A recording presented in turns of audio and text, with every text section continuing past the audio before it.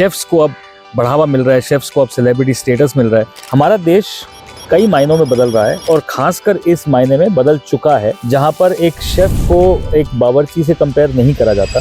तो सर सबसे ज्यादा टफ क्या था, whether it was skill, your mindset, या आप कहें कि इसके अंदर में पेशेंस? अच्छा एटीट्यूड होना चाहिए। A for attitude, A for always ready. मैंने आज तक कभी भी रेसिपी को रट्टा नहीं मारा, आज तक right from college days recipe को रट्टा नहीं मारा, क्योंकि रेसिपी क्या है, रेसिपी एक गाइडलाइन है। सो हर एक इंडस्ट्री जो है वो मुश्किल है और ये इंडस्ट्री में भी मुश्किलें हैं, लेकिन ये इतनी मुश्किल नहीं है कि आप इसे कर ही नहीं सकते। कि लोग बोलते हैं कि थ्योरी मेरा कप ऑफ टी नहीं है, मैं प्रैक्टिकल में अच्छा हूँ, बट थ्योरी के बिना प्रैक्टिकल नहीं है और प्रैक्टिकल के बिना थ्योरी नहीं है। आज की दुनिया में लोग बोलते हैं कि don't work hard, work smart, which is also important. But अगर आप हार्ड वर्क कर ही नहीं पाएंगे, अगर आप क्रिकेट फील्ड पे 12 घंटे प्रैक्टिस करेंगे ही नहीं, तो अगर बाई चांस आपका मौका मिला कि आपकी उस दिन बल्लेबाजी अच्छी चल रही है, तो आप 60 रन के बाद थक जाएंगे। तो नमस्कार आप सबको। आज हमारे साथ में हैं शेफ अजय चोपड़ा जी और उनके साथ में हम रूबरू होंगे और उनके बारे में कुछ जानेंगे और आपको बताएंगे कि सर इतने बड़े सेलिब्रिटी हैं और आज हमारे साथ में मौजूद हैं। तो सर मेरा पहला क्वेश्चन आपसे है कि बीइंग अ सेलिब्रिटी शेफ और उससे पहले जो आप आपने शेफगिरी करी, तो आपको क्या लगता है कि कौन सा बेस्ट प्रोफेशन रहा आपके लिए अभी तक? आई थिंक मैम आपने जो वर्ड यूज़ किया ना, शेफगिरी, ये बड़ा इंटरेस्टिंग है, क्योंकि you know we all start from somewhere and आज लोग सेलिब्रिटी शेफ बोलते हैं, पर ऑनेस्टली बताऊं तो मुझे ये सेलिब्रिटी वर्ड बिल्कुल पसंद नहीं है।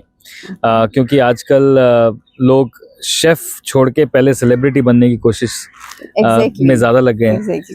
बट मैं ये कहता हूँ कि I am just fortunate and at the same point of time I am also representing the whole fraternity, क्योंकि अगर मैंने शेफ कोट पहना है तो मैं सिर्फ शेफ अजय चोपड़ा नहीं हूँ, मैं शेफ फ्रेटर्निटी का एक भाग हूँ जो कि इस मंच पे खड़े होकर शेफ्स को एक नया दर्जा देने के लिए मदद कर रहा है। So I am a part of this entire thing that is happening and I am so proud of that, not proud of my own self. I think just that God has given this opportunity कि chefs को अब बढ़ावा मिल रहा है, chefs को अब celebrity status मिल रहा है and we are all a part of it. I think all of us are celebrity chefs. we are. तो सर इतने सालों से, मतलब आप नियर बाय 30 हो गया पर, तो 30 ईयर्स से आप इसके अंदर में काम कर रहे हैं, तो आप आज की जनरेशन को क्या मैसेज देना चाहेंगे कि उनको किस तरीके से इस फील्ड में आना चाहिए और सस्टेन करना चाहिए? सबसे पहला तो मैसेज मैं उन लोगों को देना चाहता हूं जो अभी सोच रहे हैं कि मैं होटल मैनेजमेंट करूं या ना करूं, या मैं कलनरी कोर्स करूं या ना करूं। हमारा देश कई मायनों में बदल रहा है और खासकर इस मायने में बदल चुका है जहां पर एक शेफ को एक बावर्ची से कंपेयर नहीं करा जाता। पीपल हैव अंडरस्टूड कि शेफ की वैल्यू क्या है। दूसरी चीज़ मैं कहना चाहूँगा कि कोई भी प्रोफेशन, चाहे वो इंजीनियरिंग हो, मेडिकल साइंस हो, अकाउंटिंग हो, लॉ हो, कोई भी प्रोफेशन ईजी नहीं है। हर एक प्रोफेशन में या तो आपको जम के पढ़ाई करनी पड़ती है, या जम के मेहनत करनी पड़ती है, या जम के आपको डिलीजेंस दिखानी पड़ती है। अगर आप इमेजिन करिए कि आप फौज में भर्ती हो रहे हैं और आप सुबह कहेंगे कि नहीं आज मेरा उठने का मन नहीं कर रहा, मैं 4 की जगह 6 बजे जाऊँगा, आप अगले पूरे 2 दिन तक ग्राउंड के चक्कर मार रहे होंगे। सो हर एक इंडस्ट्री जो है वो मुश्किल है और ये इंडस्ट्री में भी मुश्किलें हैं, लेकिन ये इतनी मुश्किल नहीं है कि आप इसे कर ही नहीं सकते। पहले 4-5 साल हर इंडस्ट्री के डिफिकल्ट होते हैं, इस इंडस्ट्री के भी डिफिकल्ट हैं, पर अगर वो 4-5 साल आपको डिफाइन नहीं कर रहे तो आप आगे बढ़ते जाएंगे, आप आगे ग्रो करते जाएंगे। इस इंडस्ट्री के बहुत सारे मेरिट्स हैं कि आप यंग एज में ट्रैवल कर सकते हैं, इंटरनेशनल जा सकते हैं, क्रूज लाइनर्स ज्वाइन कर सकते हैं, आप इंटरनेशनल होटल्स ज्वाइन कर सकते हैं, आप दुनिया का बेस्ट खाना टेस्ट कर सकते हैं, वो भी फ्री में। मतलब ये पर्क्स हैं of the job. But more importantly एक शेफ या फिर एक hotel manager is one person who may not be earning in millions but who is very very connected with people from here.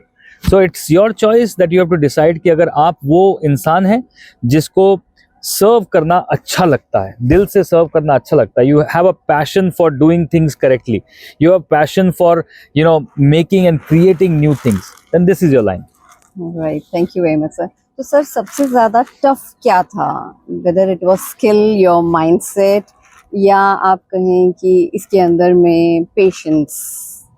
I think a mix of all ma'am, because अभी around 27-28 सालों के बाद मैंने एक acronym निकाला है जो मैं हर केटरिंग कॉलेज में जाके ज़रूर से बताता हूँ. That is ask, ASK, and it is in that particular order.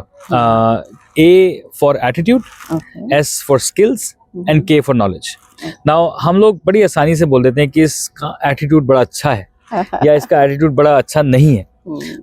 तो मैं ये सवाल करता हूँ कि how did you come to that understanding? तो एटीट्यूड होना चाहिए कि नहीं होना चाहिए? अच्छा एटीट्यूड होना चाहिए. और जो जिसको अच्छा एटीट्यूड नहीं होता उसको बोलते हैं कि इसको बहुत एटीट्यूड है. तो वो एक कॉनोटेशन में इस्तेमाल होता है. बट अच्छा एटीट्यूड का मतलब ये होता है A for attitude, A for always ready. और इस इंडस्ट्री में जो ऑलवेज रेडी पीपल होते हैं वो हमेशा आगे जाते हैं. क्योंकि ऑलवेज रेडी का मतलब ये है कि आज मैं 12 बजे अपनी शिफ्ट खत्म कर रहा हूँ और कल सुबह मुझे 4 बजे वापस से बुलाया जा रहा है. तो क्या मेरा जवाब यस शेफ होगा या क्या मेरा जवाब होगा सॉरी शेफ मैं नहीं आ सकता, मेरे को सोना है. So that defines you not once, not twice, but over a continuous period of time. Now, also good attitude means कि अगर आप अच्छे भाव से काम करते हैं तो आप काम हमेशा अच्छे से ही करेंगे. अगर आपका भाव ही गलत है अंदर कि मुझे ये क्यों करना है, मुझे क्यों दिया है, so that kind of an understanding and that kind of a persona always shows in your work. So that's attitude. S for skill. ये एक skill based job है. I'm talking mostly to chefs, but even for hotel managers, there's a skill of knowing and understanding the hotel. कि आप एक 15 minute के walk around में ही figure out कर लें कि यहाँ की लाइट फ्यूज है, वहाँ का ये गंदा है, वहाँ किसकी यूनिफॉर्म अच्छी नहीं है, या ये guest he is not looking happy. You should be able to spot it in mind. That's a skill. Yes. So you have to learn that skill. And the third thing is knowledge, which is what you're doing in college. Not just that, but every single day after college. Because जो चीज़ again मैं budding chefs को ये बोलता हूँ कि suppose कीजिए कि आज मोनू कुलचे वाला है अमृतसर में, बहुत फेमस है, दिन के हजारों रुपए कमाता है, महीने के लाखों रुपए कमाता है. But what's the difference between you and him? It's के नॉलेज. उसको सिर्फ कुलचे बनाने आते हैं, उसको सिर्फ उसकी नॉलेज है. आपको पूरी दुनिया की नॉलेज है. कहाँ पे कौन कौन से कुलचे बन रहे हैं वो भी नॉलेज है. अब उसके अलावा आप यूरोपियन खाने की नॉलेज रखते हैं, ऑस्ट्रेलियन खाने की नॉलेज रखते हैं, थाई खाने की नॉलेज. तो जितनी नॉलेज आप बढ़ाते जाएंगे उतना ही नॉलेज से आपको दर्जा बढ़ता जाएगा. और जैसे अमिताभ बच्चन जी केबीसी में कहते हैं कि ज्ञान ही आपको आपका हक दिलाता है. Yes, true. तो मतलब पढ़ाई बहुत जरूरी है इसके अंदर. और पढ़ाई खासकर अगर कॉलेज स्टूडेंट्स ये पॉडकास्ट सुन रहे हैं तो प्लीज ध्यान से सुनना कि लोग बोलते हैं कि थ्योरी मेरा कप ऑफ टी नहीं है, मैं प्रैक्टिकल में अच्छा हूँ. बट थ्योरी के बिना प्रैक्टिकल नहीं है और प्रैक्टिकल के बिना थ्योरी नहीं है, तो दोनों ही छोड़नी पड़ेंगी. यस, होटल में एंटर करने से पहले मुझे लगता है कि जब तक आपको रेसिपी राइटिंग नहीं आएगा तो आप किस तरीके से बनाएंगे उस फूड को. बिल्कुल सही मैम, बिल्कुल सही. और मैंने आज तक कभी भी रेसिपी को रट्टा नहीं मारा, आज तक right from college days recipe को रट्टा नहीं मारा. क्योंकि रेसिपी क्या है? रेसिपी एक गाइडलाइन है. रेसिपी को समझना जरूरी है कि अच्छा तेल गर्म होगा तब जीरा जाएगा. अब हमारे बैच में ऐसे भी लड़के थे कि उसमें लिखा हीट ऑयल फॉर 1 मिनट, तो वो 60 सेकंड तक इंतजार कर रहे हैं कि हीट ऑयल हुआ कि नहीं हुआ. और 61 सेकंड में वो जीरा डाल देंगे. उसमें कहीं नहीं लिखा कि गैस का प्रेशर कितना है. तो दिमाग लगाना भी जरूरी है ना. गैस का प्रेशर अगर धीरे है तो 60 सेकंड में तेल गर्म ही नहीं होगा, या गैस का प्रेशर तेज है तो तेल बहुत गर्म हो जाएगा. So you have to go with the recipe as a guideline, but also use your mind and your heart to understand. Cooking is about creating. It has to flow. तो जैसे सर आज के जो यंग शेफ्स हैं एकदम quick success चाहते हैं, तो आप क्या कहेंगे उनके बारे में? ये ना आपने आज पॉडकास्ट धूप में बैठ के रखा है, वो भी सर्दियों की धूप में, और ये काला नमक के साथ ऑरेंज खाने का मजा ही कुछ और है. तो आपके सवाल पे वापस आते हैं कि आजकल लोग क्विक सक्सेस चाहते हैं. क्विक सक्सेस चाहना बुरी बात नहीं है, लेकिन क्विक सक्सेस के को एक डिफाइन कर लेना कि यही मेरा टास्क और टारगेट रहेगा, वो गलत है. क्योंकि आज की दुनिया में लोग बोलते हैं कि don't work hard, work smart, yes. Which is also important. But अगर आप हार्ड वर्क कर ही नहीं पाएंगे, अगर आप क्रिकेट फील्ड पे 12 घंटे प्रैक्टिस करेंगे ही नहीं, तो अगर बाई चांस आपका मौका मिला कि आपकी उस दिन बल्लेबाजी अच्छी चल रही है, तो आप 60 रन के बाद थक जाएंगे, आप 70वां रन बना ही नहीं पाएंगे। अगर आप फील्ड पे हैं तो खेल पाएंगे, नहीं है तो कहाँ से खेलेंगे? Now that example should tell people that without hard work there is no smart work. True. तो सर इसी से रिलेटेड एक क्वेश्चन है मेरा कि जैसे अभी आपने कहा कि संतरा नमक के साथ सर्दियों में खाने में मज़ा आता है, तो हम विंटर्स में जब संतरा खाते हैं, इसका असर हमें गर्मियों में कैसे मिलता है, या हमारी बॉडी पे कैसे हमारे को इफेक्ट होता है? बहुत महत्वपूर्ण आपने रादर गूढ़ सवाल पूछा है। जी। एक स्टेटमेंट सब जानते हैं कि you are what you eat, correct. and if you understand the mechanism of our body and how God has created every single thing, there is a reason behind everything. और हमारा जो वेदर है वो एक बहुत क्रिटिकल भाग play करता है हमारी वेजिटेशन में, प्रोड्यूस में। जी। तो सर्दियों में अच्छे संतरे आते हैं, संतरे खाने का मज़ा आता है, लेकिन आज की डेट में हम संतरे का जूस ऐसे पी लेते हैं, 12 महीने पी लेते हैं। खाना चाहिए, हाँ, छील के और धूप में बैठ के खाना चाहिए 12 महीने। अब आप किसी भी डॉक्टर के पास जाएंगे, अगर मैं डायबिटिक हूँ, वो मेरे को सीधा मना करते हैं कि आप जूस मत पीना। वो जूस इसलिए नहीं पीना क्योंकि इसके अंदर जो रफेज है वो मेरी बॉडी में आएगा ही नहीं, सिर्फ शुगर आएगा। लेकिन यहाँ पे जो विटामिन सी है, साथ में रफेज है, साथ में थोड़ी बहुत शुगर है, वो मेरी बॉडी उसको डिसॉल्व कर पा रही है। स्पेशली आप अगर मेडिकल साइंस पढ़ेंगे तो vitamin C in your body can only be dissolved with vitamin D. अब विटामिन डी ऊपर से आ रहा है, विटामिन सी यहाँ से जा रहा है, दोनों की जो है अमेलगमेशन से बॉडी में स्ट्रेंथ आ रही है। अब जो सर्दियों में अगर हम धूप में बैठ के ये 1-1.5 घंटे की चंपी या संतरे वाली एक्टिविटी ना करें, तो गर्मियों में उसका असर दिखेगा। गर्मियों में हमारे में अंदर उतनी चुस्ती नहीं आएगी क्योंकि विटामिन डी गया ही नहीं। अब गर्मी में बैठ के तो आप विटामिन डी लेंगे नहीं, सर्दियों में बैठ के आप जितना विटामिन डी लेंगे वो गर्मियों में आपको दिखेगा। 100%। So I think everything is interrelated in life, not just weather and food, but also our skill, our understanding, our respect towards food and our understanding. So everything is interrelated. True. Sir अब हम आते हैं कि आज आप यहाँ पर आए हैं हमारे NFCI के अंदर में। एक बहुत बड़ा हमारा नेशनल कैलोरी चैलेंज 2026 आया हुआ है और इसमें बहुत सारे बच्चे पार्टिसिपेट करने वाले हैं। Thank you very much.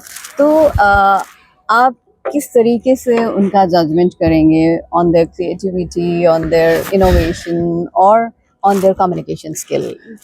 Ma'am, I think सबसे पहले तो मुझे बहुत खुशी है and thank you very much for having me here as a part of this judging panel. In 1996, which is almost 30 years, 30 years, yes. I was standing today where these boys are standing. हमारे IHMs का एक chefs competition होता था and उस chefs competition का मैं part था and I know that how much in my heart and mind there was a struggle, there was a pressure, excitement, pressure, बहुत mixed reactions थे कि नहीं मुझे जीतना है and I want to tell them I know what you're going through, I understand what you're going through. जब इतना pressure होता है, एक्साइटमेंट होता है और कोई बड़ा शेफ, क्योंकि मेरे को जज करने आए थे शेफ मंजीत सिंह गिल और अभी 4 दिन पहले मैं उनको साथ बैठा था, मैंने उनको वही चीज़ रिमाइंड कराई। मैंने कहा शेफ आपको याद है बेटा, मेरे को याद नहीं है, मैं बुढ़ा हो गया हूँ, but remind me. And I said, this is what happened. This is 30 years back, chef, and I obviously you don't remember. But आपने मेरी डिश खा के कहा था कि पुत्र जब मैं तुझे नौकरी चाहिए ना, तू मेरे को ला दे। तो he was so impressed with my dish, and today I am looking forward for dishes like that, where I am not just judging them today, but I am actually giving them a hope and a future for something tomorrow. And I am looking for great chefs from NFCI to join me and the industry straight away, so that they are not just thinking that today whatever I'll get as a prize money or my whatever prize that I get, I'm going to be happy with it. No, today is the stepping stone for a future. Wonderful, sir. Wonderful. Thank you very much, sir. इसमें एक question और मैं करूँगी कि no filter एक advice आप देना चाहेंगे हमारे स्टूडेंट्स को या कलनरी के जितने भी बच्चे हैं जो इस प्रोफेशन में आना चाहते हैं, मतलब बचपन में ही नहीं, आप इस फील्ड में नहीं आ सकते, इस फील्ड में तो लड़कियों को जाना चाहिए, या अगर लड़कियां आना चाहती हैं तो नहीं, इस फील्ड में सिर्फ लड़कों को जाना चाहिए। तो आप इसके बारे में क्या कहना चाहेंगे, और एक अच्छी सी एडवाइस उनके लिए और एक अच्छा सा मैसेज सबके लिए। सो मैम ने एक शब्द बोला नो फिल्टर, तो नो फिल्टर बात करते हैं। पहली बात, आज की डेट में ऐसा कोई भी प्रोफेशन नहीं है जहाँ पे पहले सिर्फ मेल होते थे और आज फीमेल्स नहीं है। कल मैं वाघा बॉर्डर पे था और वाघा बॉर्डर के अगर हम पुराने वीडियोस देखेंगे तो वहाँ की परेड में सिर्फ मेल होते थे, लेकिन कल मैंने 4 फीमेल्स को देखा। So obviously that is showing that today it's not about male or female, it's about the passion of the heart कि मुझे क्या करना है।